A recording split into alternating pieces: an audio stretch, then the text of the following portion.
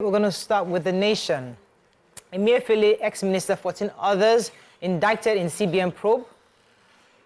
Government, petrol production begins next week at Port Harcourt Refinery. Passengers overwhelmed free interstate Yuletide train ride. Federal government to return 15 million out of school pupils to classrooms by 2027. First Lady gives out 25 million naira per state to senior citizens. 11 Supreme Court justices designate may be sworn in next week. Cash crunch, CBN lawmakers warn POS agents, banks, farmers linked to shortage. And Tinubu will make Nigeria safe, minister assures. Okay, which story are we starting with? We'll start with the major headline. Major headline, okay. So, nation is nation. I said that a former minister and the former CBN governor are to face trial over the scandal that affected the Apex Bank last year. And they said that after a 5-month probe, the minister and 14 others and the former CBN governors have been implicated in a 26.6 trillion naira fraud, and they've been recommended to be tried for that. They said that no fewer than 16 former government officials and CBN officials put together, indulged in this fraudulent use of the ways and means, which stood at 26.6 trillion. Also, they said there was a former aide of the former president that, was very instrumental to this fraud. He sold a dummy to the former president in September. They said that he also ordered the Naira redesign. And this cost of the printing of the Naira redesign stood at 61.5 billion, out of which 31.79 billion was already paid for. And he fronted a lot for that deal to go on. Investigations of the activities and other related activities also revealed many infractions, including the violation of the Apex Banks Act, alleged looting, diversion of funds, and sidelining of board of directors. They said other allegations were lack of presidential approval, extra budgetary spending, forgery, concealment, stealing, conspiracy, fraud, and unauthorized investments. Documents made available based on the report of the Office of the Investigator also gave insight into how the rot in the CBN happened. According to the special investigator for the CBN and related entities, Mr. Jim Obazee, who was appointed July 2023 by this administration, he submitted his interim report, and these were the revelations. Right. The Punch carries it in a different way. He said about 593, various accounts in the US, China, owned by the former CBN governor himself. What? As in, this is like Abacha. Billions. Billions. Wow. Huge. If you are not with the paper right now, go and read the paper. Emefiele kept 482,000 pounds in fixed deposits without authorization by the CBN board and the investment committee. I don't see how board members will not be involved in this matter, because you know that all of us were huge. Let me take Port Harcourt Refinery. So the federal government yesterday has reassured Nigerians, after hearing Maria try to call them out, that the production of petrol and liquefied natural gas, LNG, will resume at the Port Harcourt Refinery after the Christmas break. So what they've done right now, as of the 20th, was they started a test run of the facility, and they called this a mechanical completion and flare startup. And so from what they've done so far, they're assuring us that after the Christmas break, they will start production. We had the Minister of State for Petroleum told reporters that the phase 1 is now ready. Efforts will be geared towards the completion of phase 2 of the facility in the last quarter of next year. The mechanical part is completed, and this is the beginning of the completion of not just the Port Harcourt Refinery phase 1 and 2, but one for Warri and then the one in Kaduna, so that we will be able to benefit from the massive investment in the country. NNPCL boss Kerry says that the refinery pumps had been rehabilitated to allow circulation of crude within the facility, and also was very grateful to the team that they've done such a good job of reviving this refinery. It was the same day Mariah called them out. That they came out. It seems like they've been working. It seems like they've been working. It just so happened that it just aligned. I'm happy. So the First Lady, Senator Oluremi Tinubu, Again, has urged Nigeria's elder citizens to strengthen their bonds with God and their loved ones. She said this as the important key to a rich and fulfilling life in their golden years. This was said during the first edition of the Renewed Hope Initiative Elderly Support Scheme, where she gave out 25 million naira, and she's doing that per state. The Abuja disbursement of the program was organized by the Office of the Mandate Secretary, Women Affairs, Federal Capital Territory, FCTA, Mrs. Dio. I think it's Dio John. What's her surname again? The paper didn't capture her her last name. However, in a statement by Busola Kukoyi, the First Ladies noted that the Yuletide season is a period of joy and comfort, adding that no citizen, irrespective of age or gender, should be left out. And was really happy that this is the beginning of many reforms by the Renewed Hope Initiative. Congratulations to the First Lady and her team. All right, so passengers have overwhelmed the free train.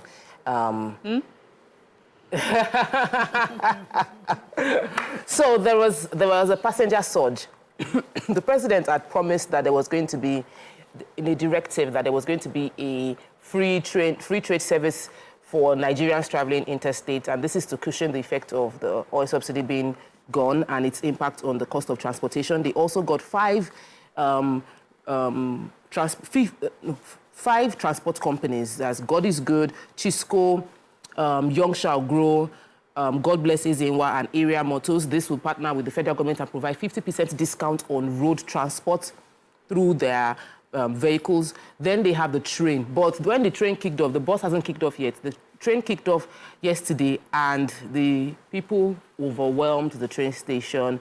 And it's obvious we need more trains, and obviously people needed this. This was a good palliative at the right time.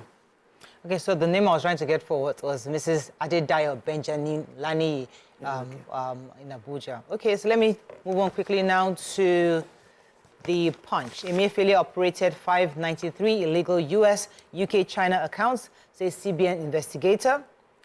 Port Harcourt Refinery to process 60,000 barrels daily after repairs. Passengers storm train stations, interstate luxury buses cut fares. Nigerians divided as bishops kick against blessing same-sex marriage. Kaduna tops as PSC shortlist over 416,000 for police jobs. VP governors raise panel on crude oil theft economy. And $11 billion judgment. P&ID loses bid to appeal Nigeria's victory. Okay, which story are we starting with? Okay, so the P&ID, they dared to, to appeal this judgment that we were celebrating already. But the judge, let me quickly take his name. So they had argued that the case be sent back to arbitration, but Judge Robin Knowles on this Thursday, ruled that the award should be thrown out, that the appeal be thrown out. The judge also refused permission for them to appeal, effectively ending the case, as the company cannot apply for permission from any court, from the Court of Appeal in England. So this judgment, they had gone to court to try to see how they can go ahead and appeal it. And what we call, they brought an application to, to get an approval to go ahead and do that, but it was denied. And so this closes the case. We have a clear win against the P&ID. This is because, of course, there was fraud involved in that transaction, which had gone to arbitration for in 2010. So we are grateful to God because we are in God's... This is where fraud paid us, Abi. Yes. No, we didn't do fraud. No, they did fraud from their part, paid us. They wanted to defraud us, and they would have taken a huge sum of our external reserves to pay them this amount of money. Okay, let's go on a short break. When we come back, we continue with our review. Stay with us. We'll be right back.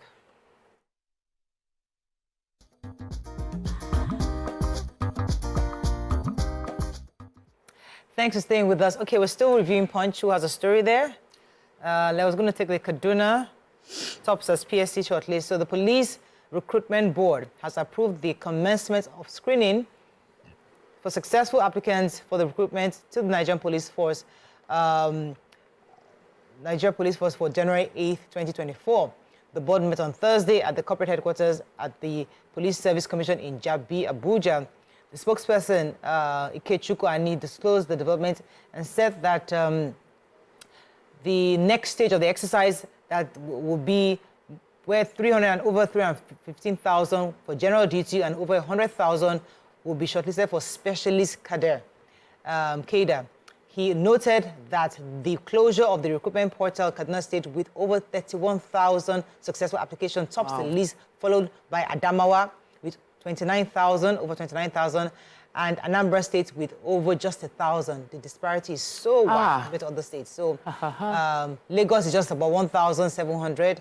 Ebonyi 1,500, while others are so Kaduna and Adamawa tops the list. Adamawa is 29,000, while Kaduna is 31,000. So in 20 years' time, when we are having a selection of who the IG would be, nobody in the southeast or in the southwest, nobody in the south should complain that they are not getting the opportunity because you did not come in at the same time. You did not apply. Case closed. You done it. Okay, we should move on. Okay, Daily Sun. Same-sex marriage. Nigerian Catholic bishop tackles Pope. New minimum wage coming in 2024. Port Harcourt's refinery begins production after Christmas break, says federal government. PDP attacks Lamido, cautions leaders against unguarded utterances. Abam women others stage peaceful protest at Abia government house. CBN to prosecute banks, POS agents hoarding naira. FG admits adverse effects of brain drain in education sector. Senate passes bill extending implementation of the 2023 budget to March. And yeah, so that's it. Yes, the Catholic Bishops' Conference of Nigeria has said blessing same-sex marriage is against God's law, the teachings of the church, the laws of the country, and the cultural sensibilities of Nigerians. The CBCN, in a joint statement with its president and secretary Lucius Ugoji and Donatus Ogun, respectively, and a few other executive members, assured the people of God that the teachings of the Catholic Church of marriage remained the same. But anyway, they go further to explain this declaration. I don't know if we remember that the Pope had declared that couples in same-sex unions can be blessed. And so in the paper, it explains different types of blessings, the liturgical blessing, and ritual, and also informal blessings. So this is supposed to fall under informal blessings. The way they describe it is that our God is a God of mercy, and if people find themselves in irregular unions, so we have people who have been divorced, people who have been remarried, and so now they're looking to put couples in same-sex unions as part of those who get those informal blessings. So these are people that will come to the church. It has nothing to do with the liturgical or ritual part of the church. These are just people coming to church, recognizing God's mercy, and the bishops are just going to perform that blessing to, as me, I'm here, I'm not God, I'm going to grant you your blessing, and then hopefully that may also change their minds. Nigerian bishops say, we don't hear now, they happen for years. That's very important. I agree with that. When you're saying it, don't you're trying to convince yourself. I'm trying to understand it. I'm talking, I'm trying to understand. Go ahead. So, I have the Minister of Education, Professor Tayo. You have it. Sorry. Yes. Go ahead, Jare, my Alaja. Alaja, please go ahead. I have to remove glasses. Oh my God. You didn't vex.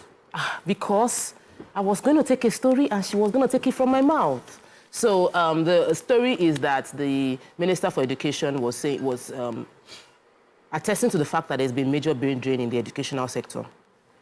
He mentioned this because he was saying that it is not getting as much attention as other areas where brain drain is happening is getting, and the real cost of this is the instability within the educational sector, constant strike, poor remuneration being the major cause. He said that the president has taken a step in the right direction by approving the fact that the lecturers should be taken off IPPIS, because I knew that was a bone of contention for a long time. So he said that was a good move, is a step in the right direction, but a whole lot more needs to be done. He also mentioned that they are working with the academic staff union of the university, ASU, because they are, Nigeria is losing academic staff as well as non-academic staff. And he has said that the president has directed that they develop measures and processes to ensure transparency and accountability, and that the president is going to pay part of the outstanding salaries of ASU members, and it is tied to no condition. I'm sure ASU members will be happy to hear this right now. We're hoping these moves would reduce the brain drain within the educational sector.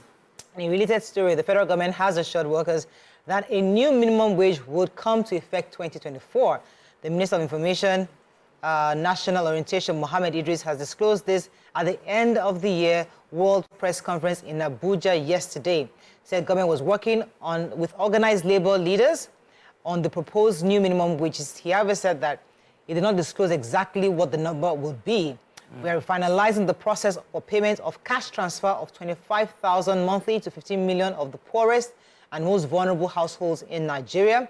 The federal government is also working on the minimum wage for workers, which will come into effect next year. So we'll see what that figure is, but that's something to look forward to for most workers. Okay, moving on now to Vanguard. Let's find a story of not taking 50% fares cut, FG rallies to pay transporters. NNPC completes Port Harcourt's refinery maintenance. No blessing for same-sex unions, Nigeria's Catholic bishops insist. Naira scarcity, CBN threatens banks and POS operators. NBA demands prompt release of kidnapped judge driver in Akwa Ibom. Nigeria yet to produce another Awolowo, says Anyaku and Adebanjo. Rivers crisis, president intimidated Bubara to sign peace pact, says Briggs. And Senate confirms 11 Supreme Court justices. Okay, which story are we starting with? So in a statement jointly signed by Augustine Udo, Upong Okodi, and Plenty, the chairman of the NBA, Uyo, Ikot Ekmene, Eket, and Oron branches, respectively, together, and they signed the statement demanding the release of or the rescue of the administrative judge of Oron Judicial Division, Justice Joy Nwana, and her driver that were kidnapped recently in December 18, 2023. They are also using this opportunity to ask for protection for judicial officers and the preservation of the rule of law, and they also demand urgent and resolute attention at this time. I totally agree with them. I think that, security of this kind of persons is very important because of the kind of cases they might be handling per time. And I have the central bank, a statement by the Acting Director of Corporate Communications, Mrs. Sidi Ali. She says it has come to the attention of the CBN that there are alleged cases of collusion between some banks and POS operators that is affecting the availability of cash and disrupting the seamless circulation of Naira. The CBN is saying that they are frowning at these inappropriate actions and that any individual or bank or POS operator that's caught would face, the consequences, and, warning them to desist from such activities. They are also encouraging the public to use other means for other alternative payment channels, and also report any unauthorized activities that they may have noticed while, during this period. So they have to be begging us to release cash in this country. I want to take the story of the 11 senators, 11 Supreme Court justices. So the Senate has cleared the 11 Supreme Court justices, so we're looking forward to them being sworn in. They said they may be sworn in next week.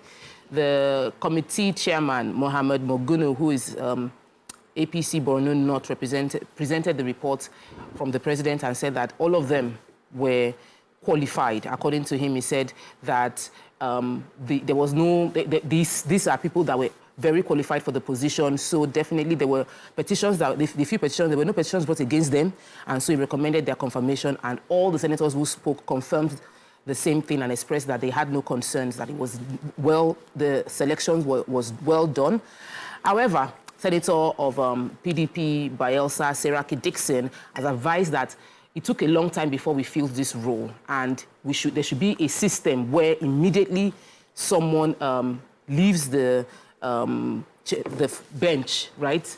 There is a replacement. He said there should be immediate replacements made. It was also supported by the APC Ekiti Central Governor that the next in line screening and appointment of vacancies should be seamless, so that we don't have to go through presidential appointment, because the previous administration didn't appoint, and there were a lot of, obviously, 11 people that needed to be brought in. So, okay, I think that's all we can take on Front Page Review. When we come back, we want our hot topic of today. Stay with us. We'll be right back.